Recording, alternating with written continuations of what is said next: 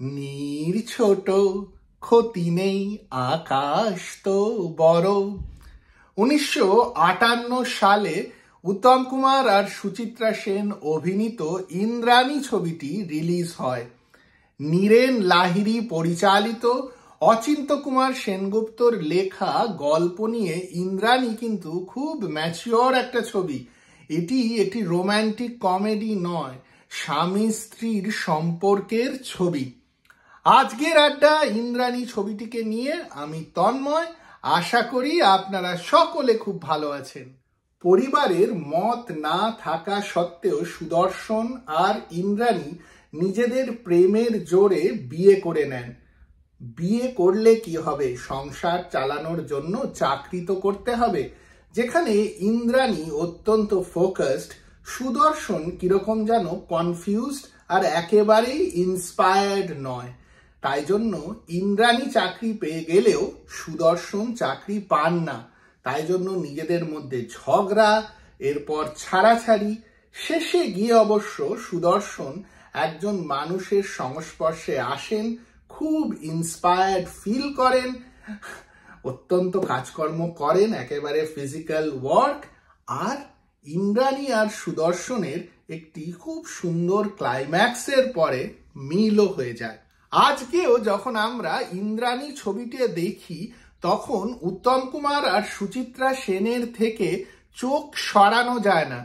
উত্তম কুমার ততদিনে মহানায়ক হয়ে গেছেন, সুচিত্রা সেন আর উত্তম কুমারের সিনেমা হিট হতে শুরু করেছে।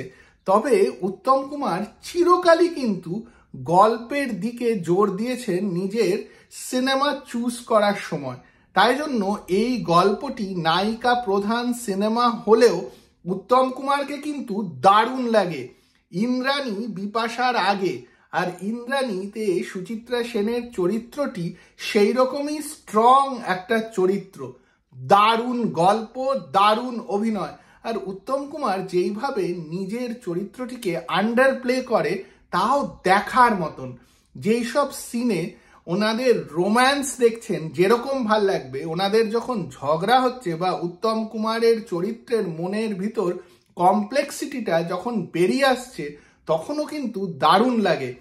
আর শেষের দিকে যখন ক্লাইম্যাক্স হয় তখন তার যে ইনহিবিশনস বা তার যে ভয় অথচ একসঙ্গে মিলে থাকার প্রচেষ্টা, তাও দেখার মতন। ওভারঅল ইন্দ্রাণী একটা দারুণ ছবি।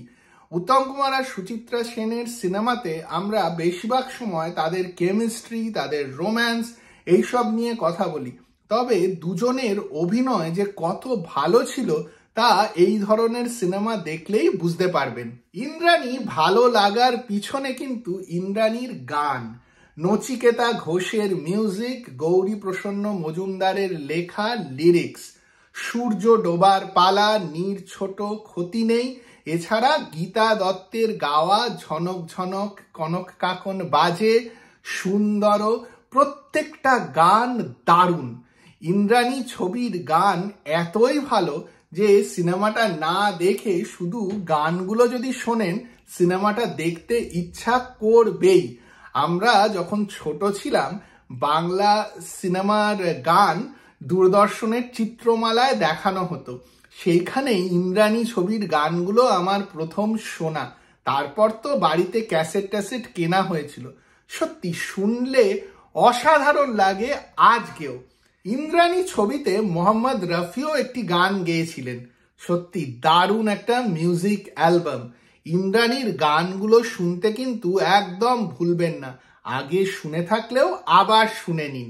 আপনারা নিশ্চয়ই ইন্দ্রাণী ছবিটি দেখেছেন।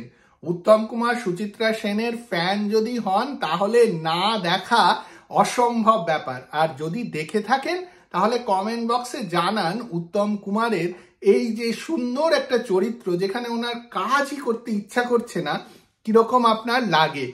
আর যদি ছবিটা না দেখে থাকেন তাহলেও কমেন্ট বক্সে দেখার পর লিখুন আপনাদের কিরকম লাগলো।